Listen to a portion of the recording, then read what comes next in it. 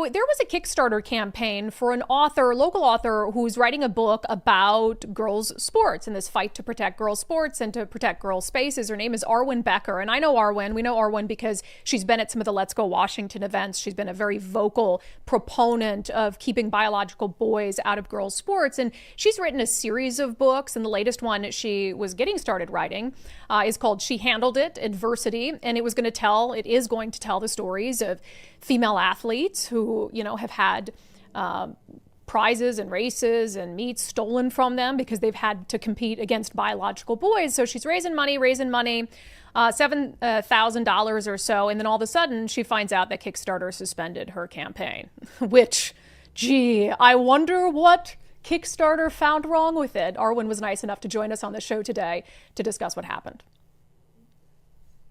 Arwen, welcome to Undivided.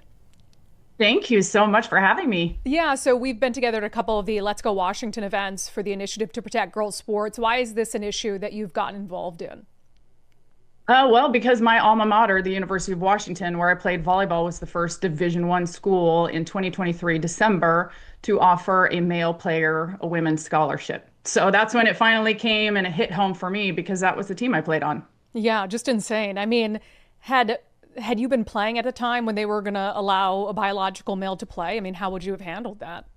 Oh my gosh. It wouldn't even come to my thought process. I went to Juanita High School in Kirkland, 4A school, huge school, was voted most athletic. I loved playing with the boys. I thought that they always made me better, but I knew at about the age of probably 10, probably 11, I'd say junior high, when they had the girls do the flex arm hang and the boys had to do the pull-ups. I was pissed. I was like, wait, why don't I get to do pull-ups?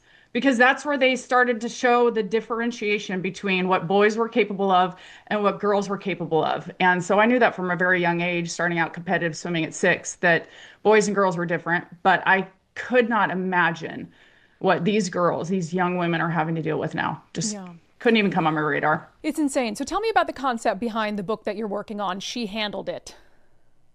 Well, I have written 2 books that all have the same title, She Handled It, and then something after it. So She Handled It Retirement, because I owned a retirement planning firm for 23 years, and we specifically focused on women in the last 10. So I found that I had a real heart for storytelling and connecting with women in that way. And I loved hearing stories of adversity, which was my podcast, She Handled It, where I just interviewed women who had overcome major adversity. So after diving into this space in November of 24 and just really feeling like God said, you need to use your platform to be a support to these girls and use your voice from the positive perspective of what adversity and challenges and injustice does when we use it for good, when we really believe that it's going to make us a better version of ourselves. But there was one commonality that all the women had to have, and that was they were women who were speaking out for the protection of women's sports. And then I expanded it a little bit to the women's protection of spaces. So like Tish Hyman and the Patriot Barbie, Lindsey Graham, are also in the book as well. So this is just something that really is a passion project of mine, and it's a way I can use my history as an athlete, my history as an author and a storyteller and a keynote speaker, to be able to bring a real historical account that 20 years from now, 50 years from now, somebody can pick up a book and say, these were real people who were affected by this crazy time period that we were in, and this is their story. This is it from their perspective. And that's the part that so frustrates me in all of this, especially with the trans activists that are coming against me and that got the Kickstarter shut down, is that they're making it about the other person. And the thing is, this book isn't about the other person. They're not even named in it. It's just women's account of something that happened to them that hurt, and them just telling about it. And then more importantly, what they learned throughout the process and how they have used that to become a better version of themselves. Yeah. So a compilation of stories of, young female athletes, girls, women, and some of them will be familiar, right? In Washington State, some of these girls who have gone through this, whose stories. Yep. So Anna Lee Wilson and Frances Stout are both chapters of my book as well. Yeah, I love that. So you put this up on Kickstarter. I have to ask first, why do a Kickstarter for a book? A lot of people will just go to a publisher, get an advance on the book, and write it that way. Sure.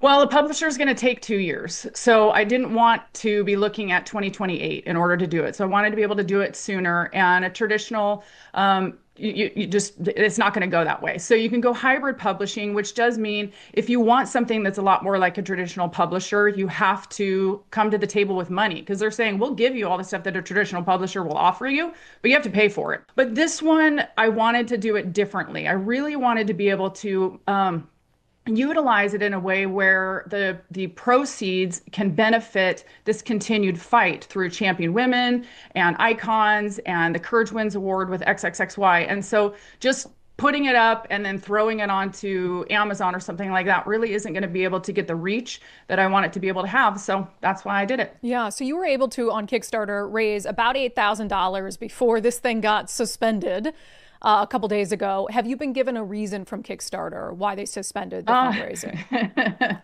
Well, yeah, the email that I got from their trust and safety team Okay. said that the team monitors and protects throughout their funding periods to protect the Kickstarter community.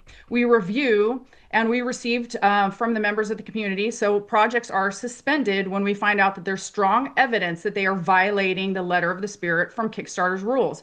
And they cite two rules. One of them's pornographic material, which mine definitely was not that. Yeah.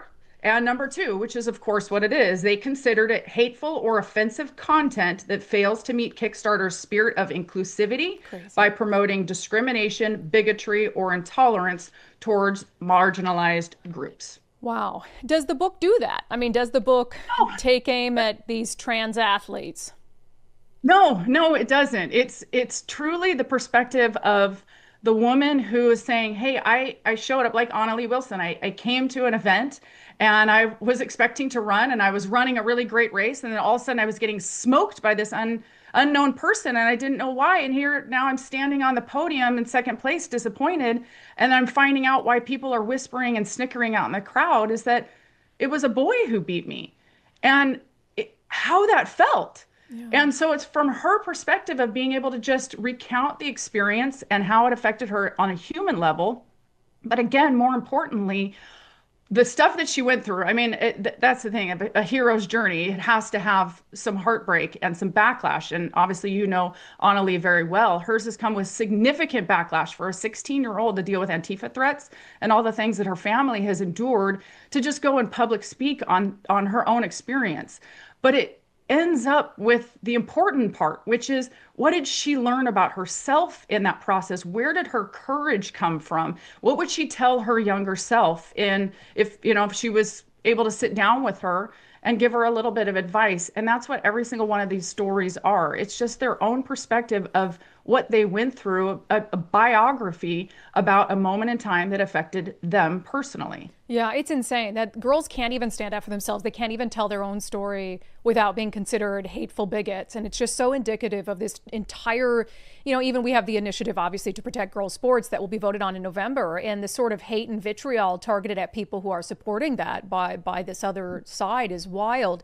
So the $8,000 you were able to raise so far, do you still get that?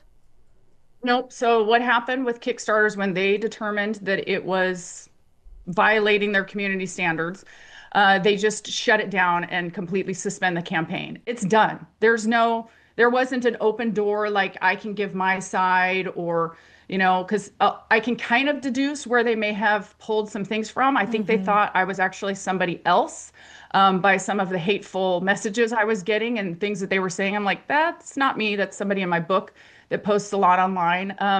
But it is what it is. They just decided that all the hate that they were getting was enough. And then I had a wonderful woman who tagged me on her post because she was so proud of herself on Instagram of how she had got it shut down. So she was thanking her community of how great they were. And she embedded my video in it and just, about how hateful and bigoted I am. Wild. And they're just so smug about it. And I just sat there and just like, I think you won the battle, but I think you're gonna find very quickly you're gonna lose the war because now the amount of people who are rallying around on X and people who wouldn't have even paid a single mind to the project and what was happening, they're now paying attention and they're now giving $15 here or $20 there, just saying I love what you're doing. and bringing it awareness. So it's totally backfired, Yeah, the which just heckler's veto makes me didn't totally work. laugh. Yeah, wild. So it's now up on Give, Send, Go. Arwen, when can people expect the book to be complete? So I'm shooting for February 2027 for National Girls and Women in Sports Day. That's what I would really like to have it out. And of course, things happen with book writing, especially with a hybrid publisher. I don't know if we have some other little hurdles, but that is what I'm hoping for. 40 interviews are already done. I've already got 12 chapters written. I'm writing them at about 15 chapters a month, so I should have the manuscript done by mid-May, end of June. So that's a long runway to be able to get the final editings and then really be able to work on all the components that come to it. But also the Kickstarter is about being able to market the book and then hopefully be able to do some traveling around the country and have some book signings with a lot of these amazing women that live in pockets of Florida and Texas and places that aren't Washington State. Yeah.